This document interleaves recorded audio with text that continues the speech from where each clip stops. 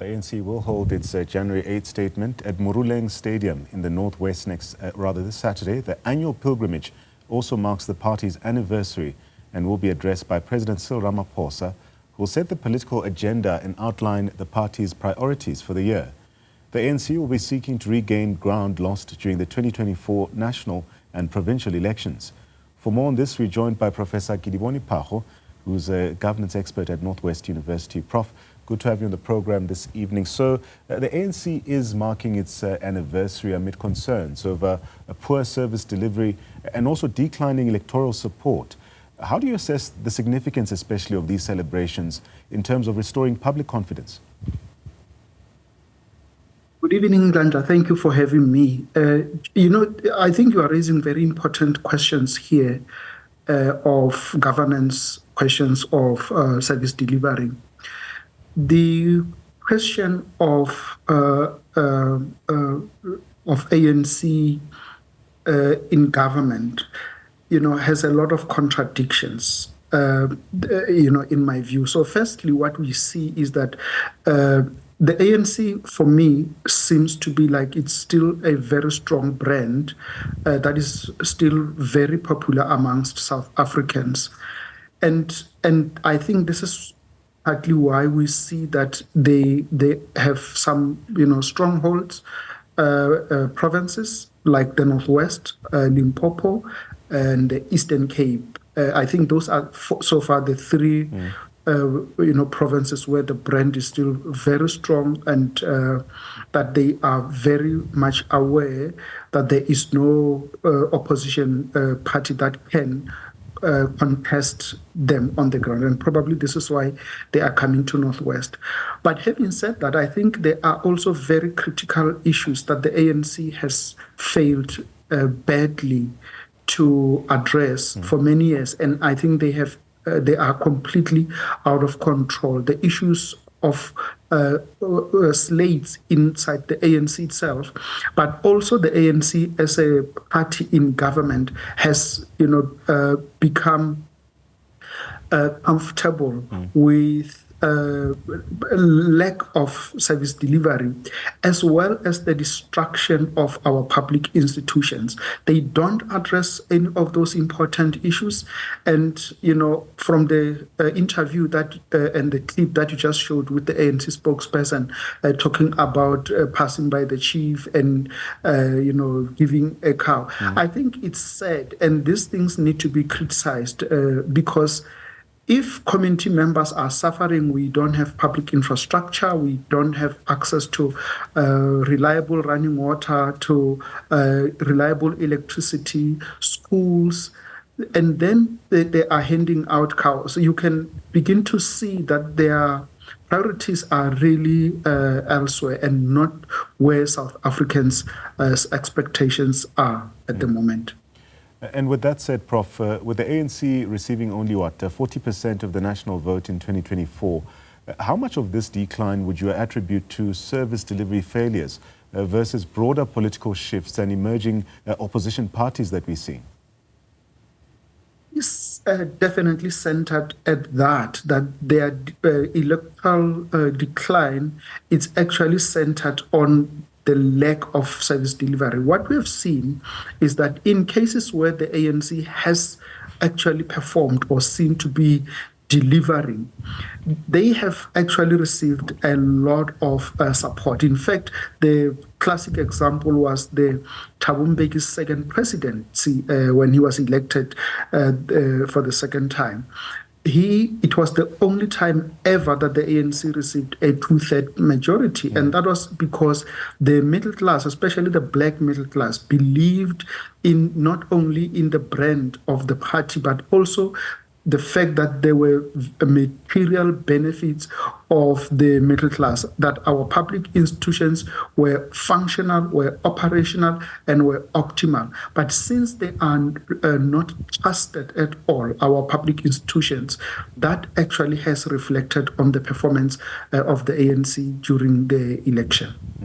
So the ANC Secretary General, Fikile Mbalula, also noted that denialism around electoral research and poor service delivery also contributed to the 2024 results. How does the party's internal acknowledgement of these issues, Prof., how does it shape its 2026 election strategy, according to you?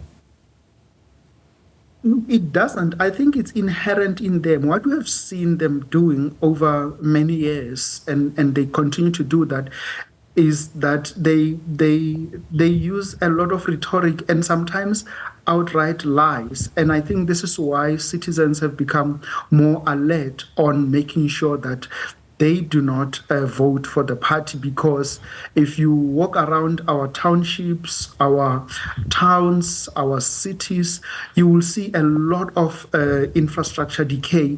No mayor, no MEC or premier or president has become accountable to the public. And I think they need to not stop talking, but we need to see a lot of deliveries. And because they are incapable of delivering, unfortunately, the only thing they've been offering and continue to offer is rhetoric and lies.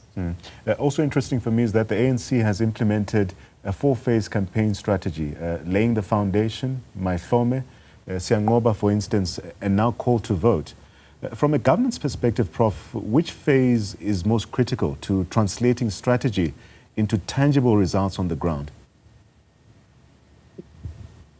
It's funny because it is not necessarily about the current political tactics, because those are internal ANC dynamics that really do not mean anything to citizens.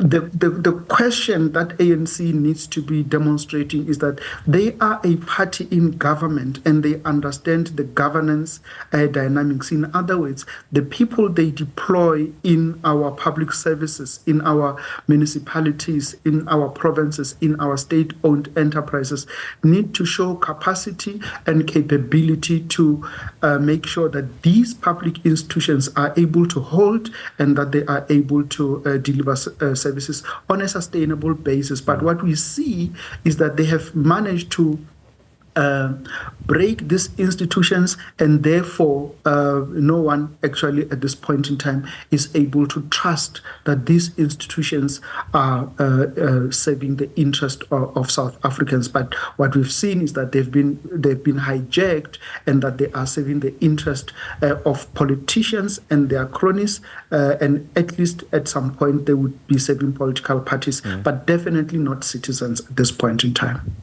Professor Phago, Northwest is the only province to have completed all regional workshops. What lessons can other provinces then draw from the Northwest experience to improve ANC organizational readiness, if you will, or voter mobilization?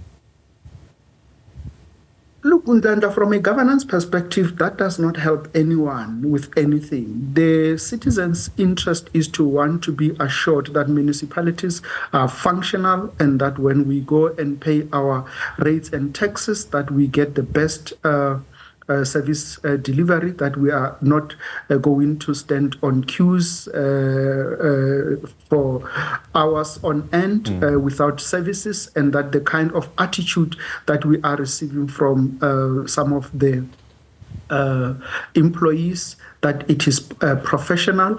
So I think it is not really going to be helpful to judge the performance or the standing of the party on the basis of the technical questions and this grandstanding issues that are coming on board. But we want to see optimal institutions that are reliable and that care for South Africans. I think it is only from that basis that we would be able to trust and believe that the government works for the people, but not for the leaders or those who are close to them. Right.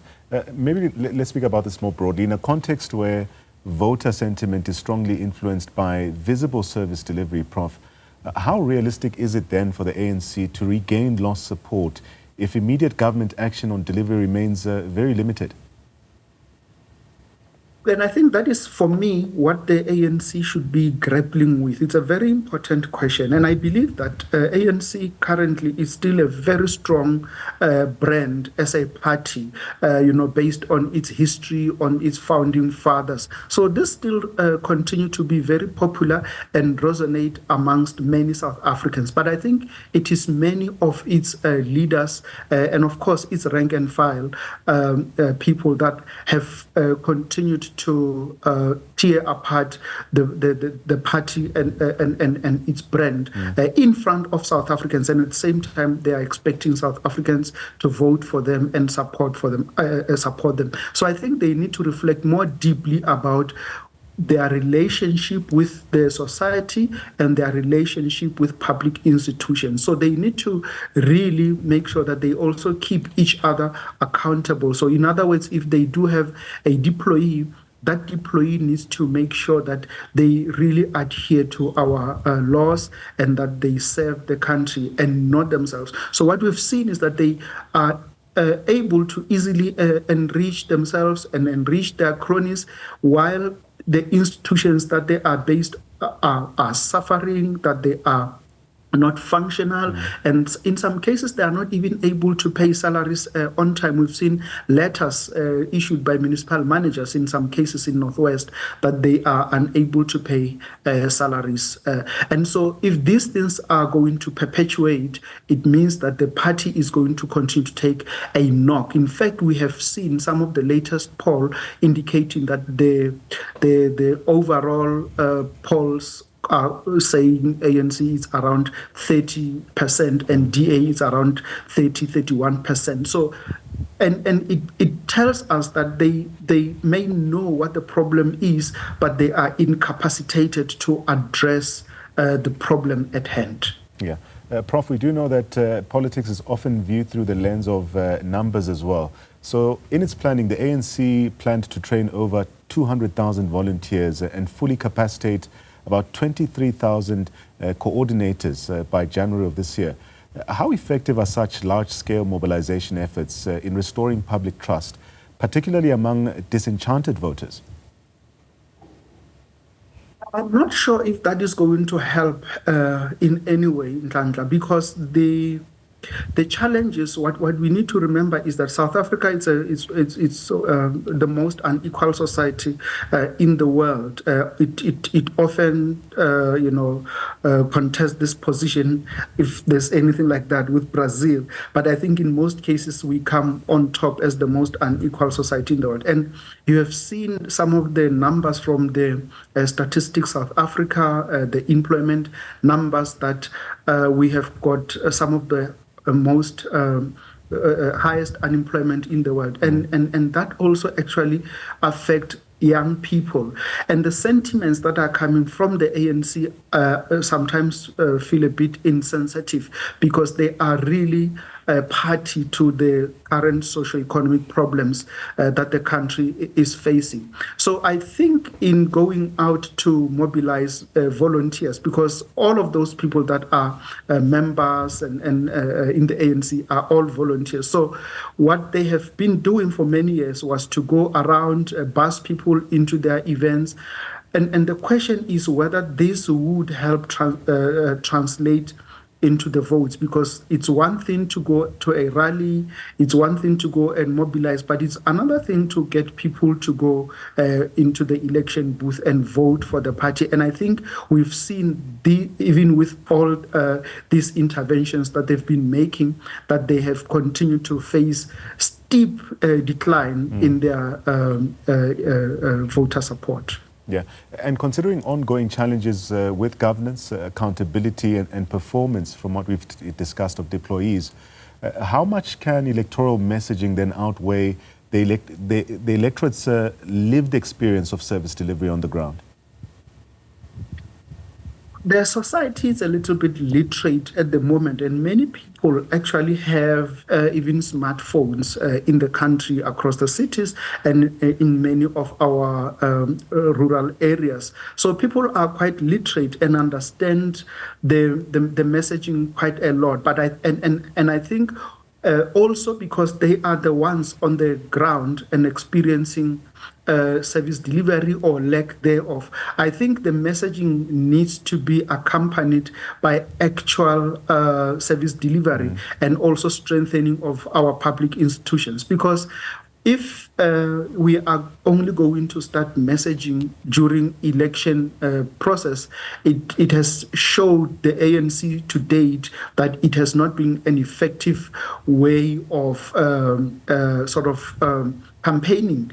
So it is clear that they are not getting the messages. And you will see this, Nhlanhla, in major cities, especially in Gauteng, where the numbers for them are actually even much, much lower. And they are still, at this point in time, expecting the numbers to decline. So it tells you that it is a party that is highly incapacitated. It does not really have the way of improving its own governance and its own tactics in making sure that it reaches out to the voters through an effective method of the provision of public services. Professor Kedibone Phago, thank you so much for sharing your insights tonight. And tonight's discussion really highlighting the intersection of party politics, governance and service delivery issues, and how these factors will shape the ANC's prospects in 2026. Of course, as the party prepares for its January 8 statement and the local government elections, the challenge remains quite clear. Restoring public trust requires not just strategy and mobilization, but also tangible action that improves the everyday lives of South Africans. Professor Phago summing up his thoughts there. We bring you more news and updates at the top of the hour. Do stay with us.